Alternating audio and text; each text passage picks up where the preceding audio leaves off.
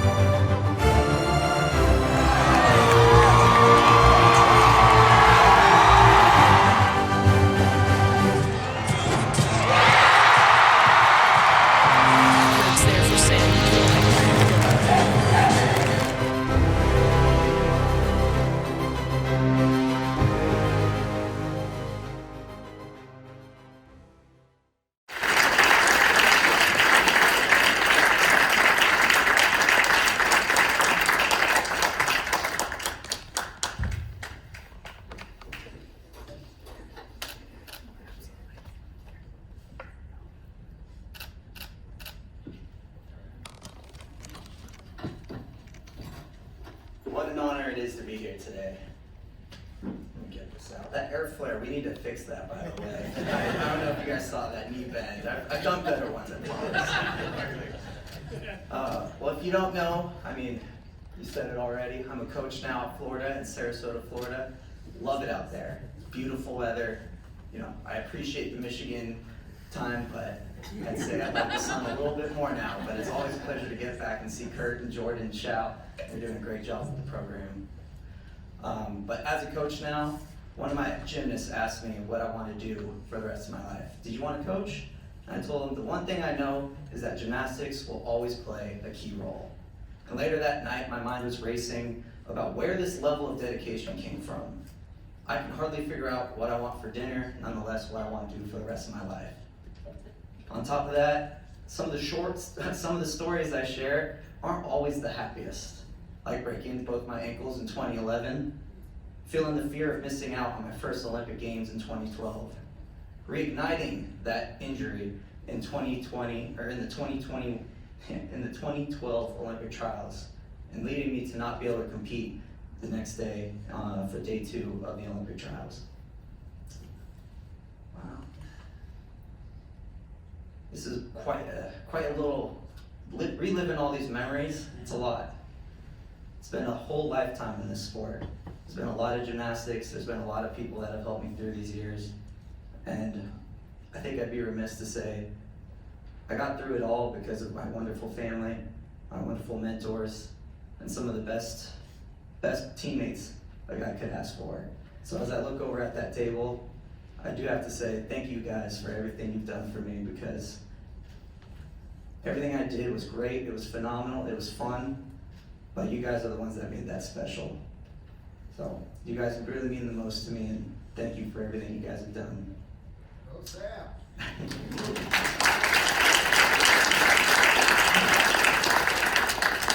Well, so 2012 was an interesting year. I broke both my ankles, right? Let me just retell this story in a different light.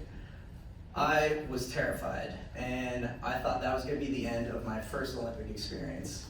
And luckily, Kurt there was one of the happiest coaches I ever had, and he made it so much fun to get back in the gym. All my teammates helped me out, and they said, Sam, you're going to be all right. You're going to get back, and you're going to do pommel horse more than you've ever done in your entire life.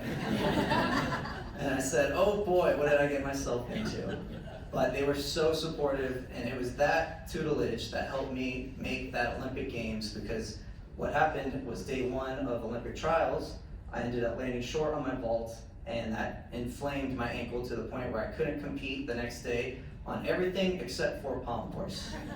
So with everything being said, I had to wait 5 rotations, and all of a sudden the time came where I had to go and compete, and that was going to be the deciding factor of whether I made that Olympic team.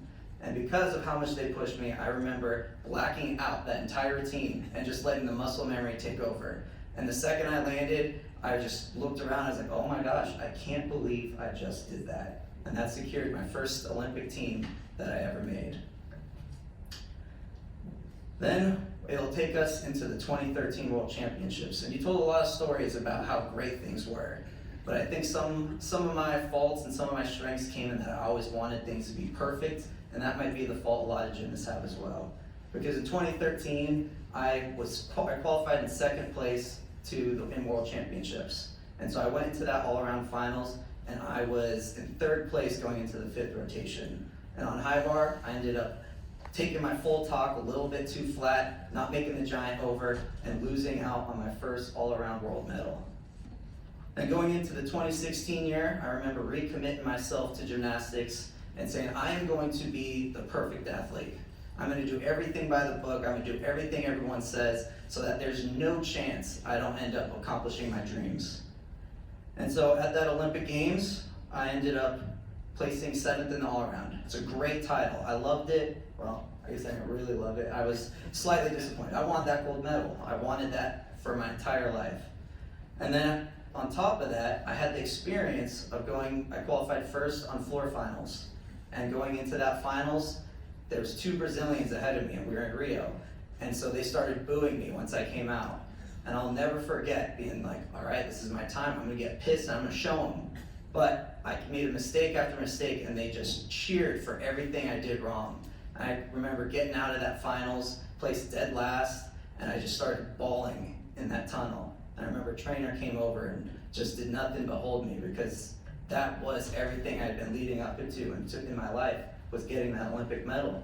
And I just let it slip away, and it just happens like that. You don't think about how quickly those moments come and how quickly they can go. So after that, I guess I had another medal opportunity. I made it into high bar finals, and I remember in that tunnel, at the end of all my sobs, all my tears, one of my athletic trainers said, "Sam, you still have another chance. You still have another go." And so I went into the high bar finals, and I said, I will do everything in my power to hit that set so I can get my first Olympic medal.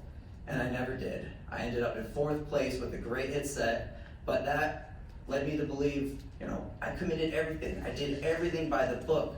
How could I possibly have not achieved this goal? And so I questioned everything about that sport, about gymnastics, about my self-worth, and why I wasn't good enough. And as if that didn't have me down enough, the next year I tore my Achilles. And despite all that heartbreak, I recovered fast enough to be able to recover and take a high bar landing and rock the horse set 6 months later. Thanks to my dad, who carried me off when I tore my Achilles, got me into surgery the very next day. He's an orthopedic surgeon, and he was in the room, actually took some pictures of that, recovery. A lot of Instagram followers did not appreciate that. It was a spaghetti mess of an Achilles, but he strengthened it up, and we got it to be stronger than it was before. And so that took us into the 2017 World Championships, which I was lucky to make, but only to fall in qualifications to mark my shortest World Championships ever. Now in 2018, I made a lot of changes in my personal life, helping me feel healthier and happier and more prepared than I had ever been in my life. And like you said, 2018 was one of my best years. And so I was at that World Championships, I qualified for 6 medal opportunities, only to repeat what happened in 2013 and fall in the high bar finals, or on high bar in the final rotation of all-around finals. So once again, I let that slip away. But I was still striving for my first individual world medal. I had more heartbreak of taking 4th place on pommel horse and on parallel bars, only to lock in 1 bronze medal on high bar out of my 6 opportunities. Going into the 2019 World Championships, I believed that I could only improve from all my years of experience. After starting strong in all-around finals, I fell again on pommel horse this time and missed out on another medal. Shortly after that, COVID hits, and I get a glimpse of what life is like without gymnastics, and I announce Tokyo will be my final year, leading to the biggest identity crisis of my life and wondering who I would be and what I would do. Upon returning to training, I chip a bone off my elbow, jeopardizing my final Olympic push. But with the help of some therapy and modern medicine, I rallied and made my final Olympic team, and immediately after I retired. Now this narrative was kind of depressing. How can I go through all that and still be so sure of the fact that I want to be involved in gymnastics for the rest of my life? The short answer is because when I retired, I realized how boring life is without gymnastics. What a privilege it had been to be challenged in such a physical and mental way. We all want to be fulfilled, and within that phrase is to feel fully. And now I can make sense of those struggles. I share my experiences because I'm proud of my perseverance. And as a kid, I thought my life was like a fairy tale. If you keep doing your best, you'll have a happy ending. I'll never forget when I was younger drafting up an acceptance speech in my head of winning an Olympic gold medal as I fell asleep, listening to the national anthem with tears running down my face. That little kid's dream has given me the strength to keep going. The reality is life will get tough. Gymnastics was my avenue to show me who I am and what I'm capable of. I may not have fulfilled that little kid's dream of being an Olympic all-around champion, but I am a 3-time Olympian, a 6-time national champ, and a 7-time NCAA champion. I wouldn't have become those things if I hadn't learned to push through in moments where others may have given up. To strengthen my discipline through sacrifice. To know that there's nothing more rewarding than overcoming an obstacle. That there's nothing more honorable than being a role model.